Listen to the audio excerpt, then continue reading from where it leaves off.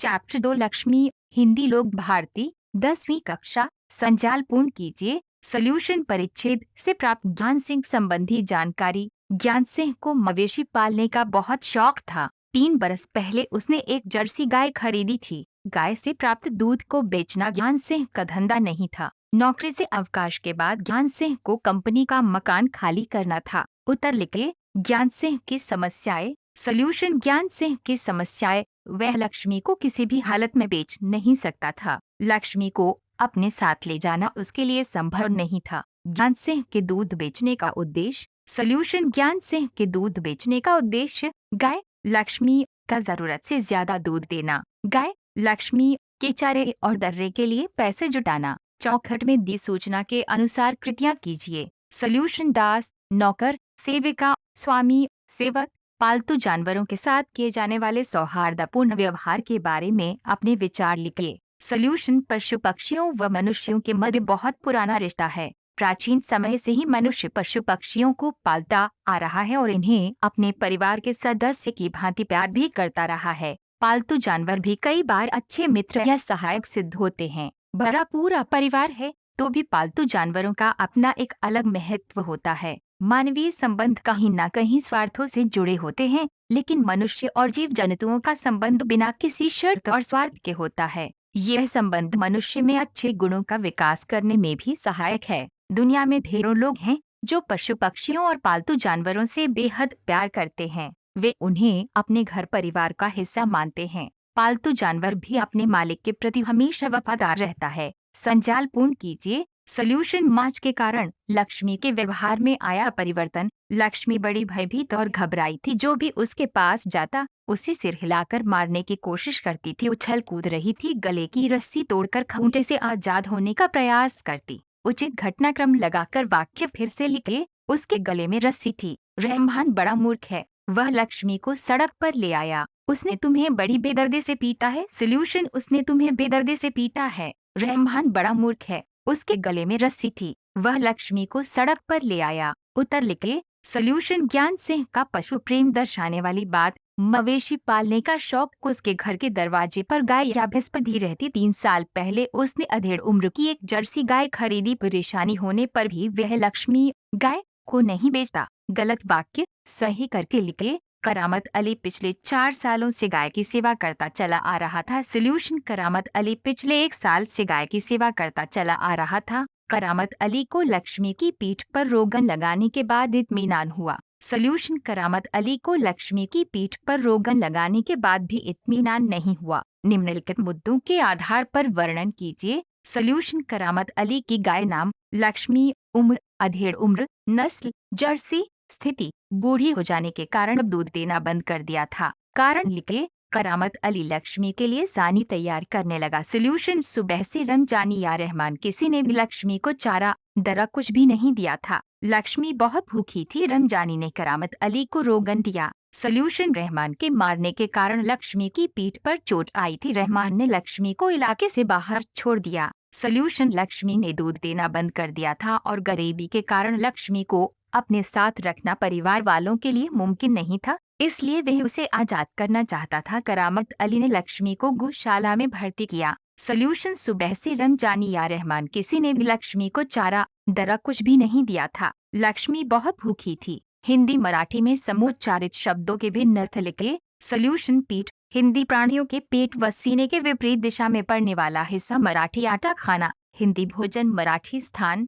खत। सॉल्यूशन खत हिंदी पत्र। मराठी खाद। सॉल्यूशन चारा हिंदी उपाय। मराठी घास। कल हिंदी आने वाला दिवस। मराठी रुझान या प्रवृत्ति। यदि आप करामत अली की जगह पर होते तो इस संदर्भ में अपने विचार लिखिए। सॉल्यूशन यदि मैं करामत अली की जगह होता तो मेरी प्रतिक्रिया भी वैसी ही होती जैसी करामत अली की थी। मेरी गाय को पीटने वाले पर मैं भी गुस्सा करता। गाय की पीठ पर लगी चोट पर मैं भी रोगन लगाता ताकि गाय को पीड़ा से आराम मिल सके। गाय के अनुपयोगी होने पर मैं कभी भी उसे बेचने का विचार नहीं करता, क्योंकि मैं जानता हूँ कि आज के इस युग में पशुओं की क्या स्थिति है। अपनी गरीबी के कारण मजबूर होकर मैं भी करामत अली की तरह गाय को गौशाला में भर्ती कराता। गौशाला ही एक ऐसी जगह है जहाँ गायों की सेवा की जाती है, उनके खान पान का पूरा ध्यान रखा जाता है। इसलिए मैं अपनी गाय को किसी कसाई के हाथ न बेचता, उसे खुले में न छोड़कर उसे गौशाला में भर्ती कराता ताकि उसकी अच्छे से देखभाल हो सके।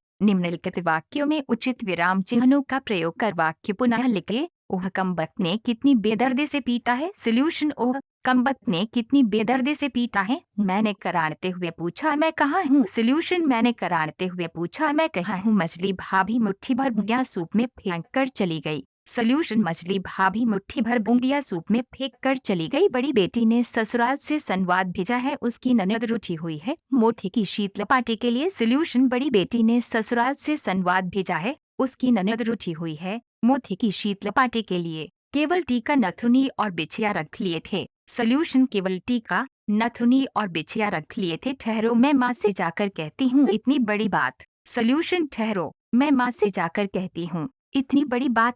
आंख का टूटना यानी सार्वजनिक अस्पताल में कुछ दिन रहना। सॉल्यूशन: आंख का टूटना यानी सार्वजनिक अस्पताल में कुछ दिन रहना। जल्दी जल्दी पैर बढ़ा। सॉल्यूशन: जल्दी जल्दी पैर बढ़ा। लक्ष्मी चल, अरे गौशाला यहाँ से 2 किलोमीटर दूर है। सॉल्यूशन: लक्ष्मी चल, अरे गौशाला यहाँ से 2 किलोमीटर दूर है। मानो उनकी एक आंख पूछ रही हो, कहो कविता कैसी रही। सॉल्यूशन: मानो उनकी एक आंख पूछ रही हो, कहो कविता कैसी रही। निम्नलिखित विराम चिन्हों का उपयोग करते हुए 12-15 वाक्यों का परिच्छेद लिखिए। सॉल्यूशन: जीवन सुख दुख के संदर्भ में एक वक्ता के विचार। वक्ता: जीवन के दो पहलू हैं, सुख और दुख। हर मनुष्य के जीवन में सुख दुख आता जाता रहता है। जब उसे उसके मन के अनुसार अच्छा खाना मिलता है, महंगे आभूषण मिलते हैं, बड़ी बड़ी गाड़ियां मिलती हैं, तब वह सुख का अनुभव करता है। परंतु क्या वह वास्तव में सुखी होता है? जवाब है नहीं। इन्हें पाकर उसमें लालच, अहंकार,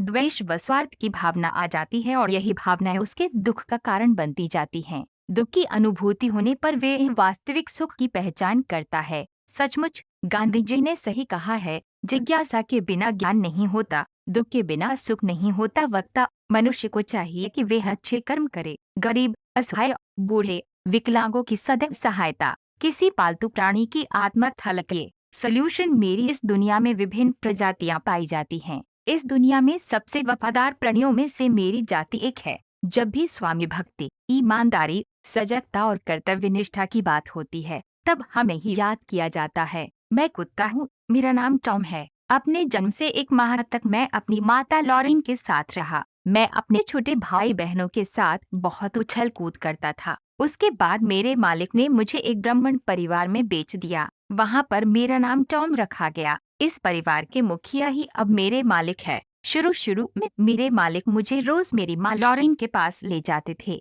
अब मैं 3 वर्ष का हो गया हूँ। मैं बहुत हृष्ट पुष्ट और तंदुरुस्त हूँ। मेरे मालिक मुझे महीने में एक बार डॉक्टर के पास ले जाते हैं। अब मैं इस परिवार का हिस्सा बन गया हूँ। मैं परिवार के प्रत्येक सदस्य के इशारों व उनकी बातों को समझने लगा हूँ और उसी आधार पर मैं उनसे बर्ताव भी करता हूँ। कब मुझे खुश होना है, कब भक्ति प्रदर्शन करना है, कब शांत होकर बैठ जाना है, इसका मुझे पूरा ज्ञान है। मेरे मालिक मुझे सुबह शाम सैर कराने ले जाते हैं। मैं रास्ते में पड़ी चीजों को सूंघता जाता हूँ। मैं बच्चों व मालिक के साथ बहुत खेलता कूदता हूँ। इससे मेरा अच्छा व्यायाम और मनोरंजन होता है। मलमूत्र आदि का त्याग करने मैं घर से बाहर निर्धारित जगह पर ही जाता हूँ। मैं साफ सुथरा रहता हूँ। मैं घर में कभी भी गंदगी नहीं करता। मेरा पसंदीदा भोजन दूध, रोटी, ककड़ी, टमाटर, बिस्किट, टोस्ट, आलू और मटर है। मैंने इस परिवार की सुरक्षा का भार अपने ऊपर ले लिया है। यदि कोई अनजान व्यक्ति घर की तरफ आता है या घर में घुसने का प्रयास करता है, तो मैं सजग हो जाता हूँ। मैं लोगों की शक्ल तथा व्यवहार देखकर उनकी सज्जनता का पता लगा लेता हूँ।